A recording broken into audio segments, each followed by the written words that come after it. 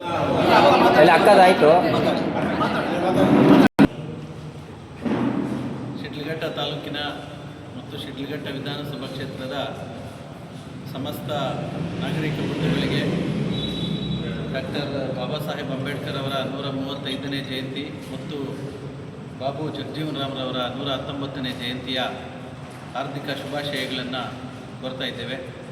ಈ ದಿನ ನಮ್ಮ ಕಾಂಗ್ರೆಸ್ ಭವನದಲ್ಲಿ ನಮ್ಮ ಬ್ಲಾಕ್ ಕಾಂಗ್ರೆಸ್ ಅಧ್ಯಕ್ಷರಾಗಿರ್ತಕ್ಕಂಥ ಶ್ರೀಮತಿ ಸಹನಾ ರಾಜೀವ್ ಗೌಡ ಮತ್ತು ನಮ್ಮ ರಾಜೀವ್ ಗೌಡಣ್ಣವರ 2023ರ ಕಾಂಗ್ರೆಸ್ ಅಧಿಕೃತ ಅಭ್ಯರ್ಥಿಯಾಗಿರ್ತಕ್ಕಂಥ ಶ್ರೀ ರಾಜೀವ್ ಗೌಡಣ್ಣನವರ ಆಶಯದಂತೆ ಇವತ್ತು ಕಾಂಗ್ರೆಸ್ ಭವನದಲ್ಲಿ ಇಬ್ಬರು ಮಹನೀಯರ ಜಯಂತಿಯ ಆಚರಣೆಯನ್ನು ಇಟ್ಕೊಂಡಿದ್ದು, ಈ ಒಂದು ಕಾರ್ಯಕ್ರಮಕ್ಕೆ ಎಲ್ಲ ಮುಖಂಡರು ಕಾರ್ಯಕರ್ತರು ಎಲ್ಲ ಆಗಮಿಸಿ ಕಾರ್ಯಕ್ರಮವನ್ನು ಭಾಳ ಅಚ್ಚುಕಟ್ಟಾಗಿ ಯಶಸ್ವಿ ನಡೆಸಿಕೊಟ್ಟಿದ್ದಕ್ಕಾಗಿ ಧನ್ಯವಾದಗಳನ್ನು ಸಲ್ಲಿಸ್ತಾ ಇದ್ದೇವೆ. ಇವತ್ತು ನಾವು ಇಡೀ ಭಾರತ ದೇಶಕ್ಕೆ ಡಾಕ್ಟರ್ ಬಾಬಾ ಸಾಹೇಬ್ ಅಂಬೇಡ್ಕರ್ ಅವರು ಮತ್ತು ಜಗಜೀವನ್ ರಾಮ್ರವರು ಕೊಟ್ಟಿರ್ತಕ್ಕಂಥ ಕೊಡುಗೆಗಳನ್ನು ಸ್ಮರಿಸಬೇಕಾಗ್ತದೆ. ಇವತ್ತು ಸಂವಿಧಾನದ ಅಡಿಯಲ್ಲಿ ಬಾಬಾ ಸಾಹೇಬರು ರಚನೆ ಮಾಡಿರ್ತಕ್ಕಂಥ ಸಂವಿಧಾನದ ಅಡಿಯಲ್ಲಿ ಈ ದೇಶದ ಪ್ರತಿಯೊಬ್ಬ ಪ್ರಜೆಯೂ ಕೂಡ ಮೂಲಭೂತ ಹಕ್ಕುಗಳನ್ನು ಪಡ್ಕೊಂಡಿರೋದ್ರ ಜೊತೆಗೆ ಈ ದೇಶಕ್ಕೆ ನಾವೆಲ್ಲ ಏನು ಸೇವೆ ಸಲ್ಲಿಸಬೇಕು ಅನ್ನೋದಕ್ಕೆ ಮೂಲಭೂತ ಕರ್ತವ್ಯಗಳನ್ನು ಕೂಡ ನಮಗೆ ಒದಗಿಸ್ಕೊಟ್ಟಿದ್ದಾರೆ. ಇವತ್ತು ಈ ದೇಶದಲ್ಲಿ ಮಹಿಳೆಯರು ಹೆಚ್ಚಿನ ಸಂಖ್ಯೆಯಲ್ಲಿ ಎಲ್ಲ ರಂಗಗಳಲ್ಲಿಯೂ ಕೂಡ ತಮ್ಮ ಪ್ರಾತಿನಿಧ್ಯತೆಯನ್ನು ತೋರಿಸ್ಕೊಳ್ಳಲಿಕ್ಕೆ ಬಾಬಾ ಸಾಹೇಬ್ರವರು ಕೊಟ್ಟಿರ್ತಕ್ಕಂಥ ಕೊಡುಗೆ ಅತ್ಯದ್ಭುತವಾಗಿರ್ತಕ್ಕಂಥದ್ದು.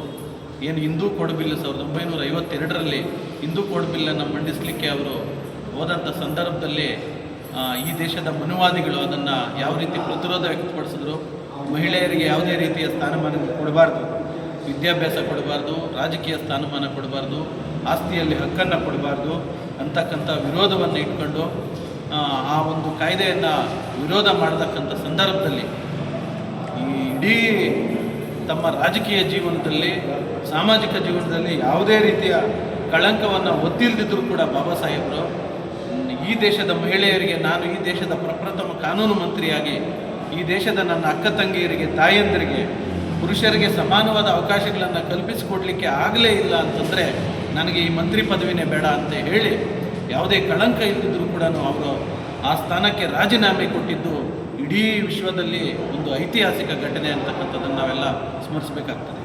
ಅದೇ ರೀತಿ ಶೋಷಿತರ ಪರವಾಗಿ, ನೊಂದವರ ಪರವಾಗಿ, ವಿದ್ಯಾರ್ಥಿಗಳ ಪರವಾಗಿ, ಕಾರ್ಮಿಕರ ಪರವಾಗಿ ಬಾಬಾ ಸಾಹೇಬರು ಅನೇಕ ರೀತಿಯ ಹೋರಾಟಗಳನ್ನು ನಡೆಸಿ ನಮ್ಮ ಮುಂದೆ ಇತಿಹಾಸವನ್ನು ಬಿಟ್ಟು ಹೋಗಿದ್ದಾರೆ. ನಾವೆಲ್ಲರೂ ಕೂಡ ಇತಿಹಾಸವನ್ನು ಮರಿಬಾರ್ದು. ಅವರೇ ಹೇಳ್ದಂಗೆ ಇತಿಹಾಸವನ್ನು ಮರೆತವನು ಇತಿಹಾಸವನ್ನು ಸೃಷ್ಟಿಸಲಾರ ಅಂತಕ್ಕಂಥ ಮಾತನ್ನು ನಾವೆಲ್ಲ ನೆನಪಲ್ಲಿಟ್ಕೊಂಡು ಈ ದೇಶದ ಶೋಷಿತರು, ದಲಿತರು, ಅಲ್ಪಸಂಖ್ಯಾತರು, ಹಿಂದುಳಿದವರು, ಮಹಿಳೆಯರು, ಕಾರ್ಮಿಕರು ಎಲ್ಲರಿಗೂ ಕೂಡ ಡಾಕ್ಟರ್ ಬಾಬಾ ಸಾಹೇಬ್ ಅಂಬೇಡ್ಕರ್ ಅವರು ಸಂವಿಧಾನದಲ್ಲಿ ಕಲ್ಪಿಸಿಕೊಟ್ಟಿರ್ತಕ್ಕಂಥ ಏನು ಸವಲತ್ತುಗಳಿದೆ, ಆಮೇಲೆ ಅದರ ಆಶಯಗಳೇನಿದೆ, ಅದರ ತತ್ವ ಸಿದ್ಧಾಂತಗಳೇನಿದೆ, ಅವೆಲ್ಲವನ್ನು ನಾವು ನೆನಪಿನಿಟ್ಕೊಂಡು ಆ ದಾರಿಯಲ್ಲಿ ಸಾಗುತ್ತಾ ಒಂದು ಬಲಿಷ್ಠ ಭಾರತವನ್ನು ಕಟ್ಟಲಿಕ್ಕೆ ನಾವೆಲ್ಲರೂ ಕೂಡ ಪ್ರಯತ್ನ ಮಾಡಬೇಕಾಗ್ತದೆ. ಆ ನಿಟ್ಟಿನಲ್ಲಿ ಇವತ್ತು ಮತ್ತೊಮ್ಮೆ ನಾನು ಅವರ ಜಯಂತಿಯಂದು ಅವರಿಗೆ ಶುಭಾಶಯಗಳನ್ನು ಕೋರ್ತಾ ಈ ಒಂದು ಮಾತನಾಡಲಿಕ್ಕೆ ಅವಕಾಶಕ್ಕಾಗಿ ತಮಗೆಲ್ಲರಿಗೂ ಧನ್ಯವಾದಗಳನ್ನು ಅರ್ಪಿಸ್ತೇನೆ. ಜೈ